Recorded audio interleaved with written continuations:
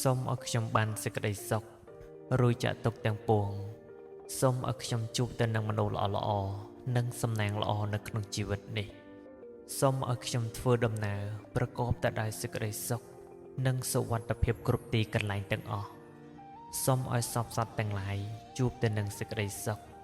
សូមឲ្យសពសត្វទាំងឡាយរួចចាក់តែនឹងភ័យសូមឲ្យសពសត្វទាំងឡាយរួចចាក់តែនឹងសេចក្តីសោកភាពអន្តរាយទាំងឡាយទាំងពួងដែលកំពុងតែរំរិតនៅក្នុងចិត្តកាយរបស់ខ្ញុំនេះក៏សូមឲ្យរសាយរស័ត្វបាត់ផុងឲ្យជ្រៅនៅក្នុងគណៈពេលនេះផងចុះដោយអំណាចនេះទឹកចិត្តនិងសទ្ធាជ្រះថ្លាដែលបានលះបង់ទៅនឹងកម្លាំងកាយចិត្តទាំងអស់នេះ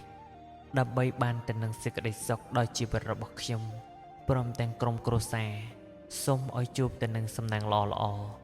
និងសុខភាពល្អតរៀងទៅ